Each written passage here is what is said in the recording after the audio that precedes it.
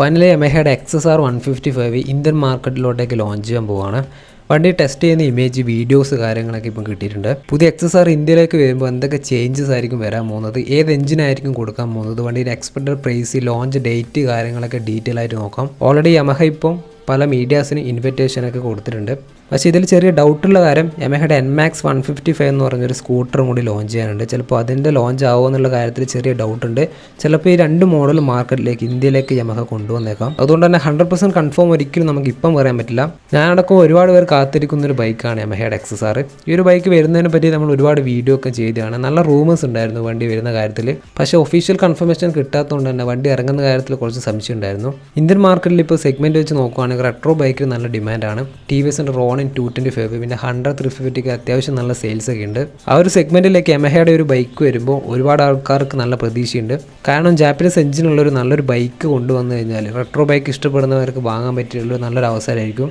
നിലവിൽ യമഹ ഇന്ത്യയിൽ സെയിൽ ചെയ്യുന്നില്ല എന്നേ ഉള്ളൂ. ബാക്കി ഒരുപാട് രാജ്യത്തൊക്കെ വണ്ടി അവൈലബിൾ ആണ്.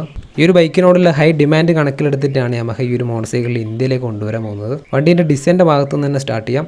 ഇതൊരു പക്ക റെട്രോ ക്ലാസിക് മോട്ടോർ സൈക്കിളാണ്. ഒരു മോഡേൺ ടൈപ്പിലുള്ള ഒരു റെട്രോ മോട്ടോർ സൈക്കിളാണ്. ഫ്രണ്ടിൽ റൗണ്ട് ഷേപ്പിലുള്ള LED ലൈറ്റാണ് കൊടുത്തേക്കുന്നത്. പല റെട്രോ ബൈക്കിലും കാണുന്ന ഒരു സെയിം റൗണ്ട് ഷേപ്പിലുള്ള ആ ഒരു ഹെഡ്ലൈറ്റ് സെക്ഷൻ തന്നെയാണ്. സസ്പെൻഷൻ നോക്കുകയാണെങ്കിൽ ഫ്രണ്ടിൽ ഒരു ഗോൾഡൻ ടൈപ്പിൽ UHD ഫോർക്ക് ആയിരിക്കും. പിന്നെ വണ്ടിയുടെ ടാങ്കിൻ്റെ സെക്ഷനൊക്കെ ഒരു റെട്രോ മോട്ടോർ സൈക്കിൾ ഇൻസ്പയർ ചെയ്തിട്ട് തന്നെയാണ് ഡിസൈൻ ചെയ്തേക്കുന്നത്. മീറ്റർ നോക്കുകയാണെങ്കിൽ അതും ഒരു റൗണ്ട് ഷേപ്പിലുള്ള മീറ്റർ കൺസോൾ തന്നെയാണ്. ഫ്രണ്ടിലത്തെ ഡിസൈൻ ആയാലും ബാക്കിലത്തെ ടെയിൽ സെക്ഷൻ്റെ ഡിസൈൻ ആയാലും സീറ്റിംഗ് പോസ്റ്ററൊക്കെ അടിപൊളിയായിരിക്കും. ഇനി വണ്ടീൻ്റെ എഞ്ചിൻ അവർ കൊടുക്കാൻ പോകുന്നത് യമഹയുടെ R15 വേർഷൻ 4 കണ്ട ഒരു സെയിം എഞ്ചിൻ തന്നെയാണ്. 155cc ആയിട്ടുള്ള single cylinder liquid cooled VVA technology ഇല്ലാതെ ഒരു സെയിം എഞ്ചിൻ തന്നെയായിരിക്കും. ആ ഒരു സെയിം എഞ്ചിൻ തന്നെയാണ് ഞാൻ നേരത്തെ പറഞ്ഞൊരു സ്കൂട്ടി ഉണ്ടല്ലോ NMAX 155, ആ ഒരു ബൈക്ക്, ആ സ്കൂട്ടറിനും കൊടുക്കാൻ പോകുന്നത്. യമഹയുടെ MT15 R15 വേർഷൻ 4 കണ്ട VVA technology, variable valve acceleration technology വണ്ടിക്ക് ഉണ്ടാവും. V4 എഞ്ചിൻ ആണെങ്കിൽ V4 കണ്ട പോലെ MT കണ്ട പോലുള്ള ഒരു എഞ്ചിൻ്റെ ട്യൂണിംഗ് ആയിരിക്കില്ല. ട്യൂണിങ്ങിൽ വ്യത്യാസം ഉണ്ടാവും. പിന്നെ ഒരുപാട് ഫീച്ചേഴ്സ് യമഹ കൊടുക്കും.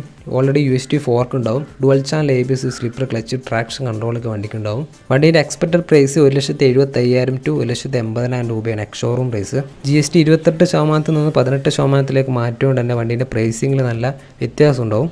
ഓൺ റോഡ് പ്രൈസ് ഏകദേശം യമഹയുടെ V4ൻ്റെ അടുത്ത് തന്നെ ആയിരിക്കും. ഒരു 2,25,000 to 30,000 തന്നെ ആയിരിക്കും. ഈ വണ്ടീൻ്റെ ലോഞ്ച് ഡേറ്റ് നോക്കാം. അപ്പോൾ ആദ്യം തന്നെ നിങ്ങൾ മനസ്സിലാക്കേണ്ടത് November 11 ഇപ്പോൾ ലോഞ്ച് കൺഫേം ആയിട്ടുള്ളത്. അതിൽ XSRൻ്റെ കാര്യം കുറച്ച് ഡൗട്ടുണ്ട്. ചിലപ്പോൾ രണ്ട് വണ്ടി, നേരത്തെ പറഞ്ഞ NMAX 155ഉം ഈ ഒരു XSRും ലോഞ്ച് ചെയ്തേക്കാം. എന്തായാലും നമുക്ക് വെയിറ്റ് ചെയ്ത് നോക്കാം. November 11 വണ്ടീൻ്റെ ലോഞ്ച് ഡേറ്റ് കാര്യങ്ങളൊക്കെ ഇപ്പോൾ വന്നിട്ടുള്ളത്. ഇപ്പോൾ വരികയാണെങ്കിൽ തന്നെ 150cc തന്നെ നല്ലൊരു ജാപ്പനീസ് എഞ്ചിനീയറിംഗ് ഉള്ളൊരു മോഡലായിരിക്കും. ഒരു കിടിലം ബൈക്കായിരിക്കും XSR.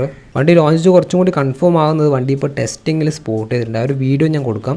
XSRൻ്റെ ലുക്കിലുള്ളൊരു ബൈക്കാണ് ഇപ്പോൾ ടെസ്റ്റിങ്ങിൽ, റോഡ് ടെസ്റ്റിൽ കാണാൻ പറ്റുള്ളത്. അതുകൊണ്ട് തന്നെ നമുക്കൊന്ന് വെയിറ്റ് ചെയ്ത് നോക്കാം. ഇനി വരും ദിവസങ്ങളിൽ യമഹയുടെ ഭാഗത്ത് നിന്ന് ഒഫീഷ്യൽ ഇൻഫർമേഷനും കാര്യങ്ങളൊക്കെ ചിലപ്പോൾ വന്നേക്കാം. നിങ്ങൾക്ക് എന്താണ് യമഹയുടെ XSRനെ പറ്റി തോന്നുന്നത്? ഈ ഒരു ബൈക്ക് ഇന്ത്യയിലേക്ക് വരുമോ ഇല്ലയോ? നിങ്ങളുടെ അഭിപ്രായം താഴെ കമൻറ്റ് ബോക്സിൽ ഇടാം.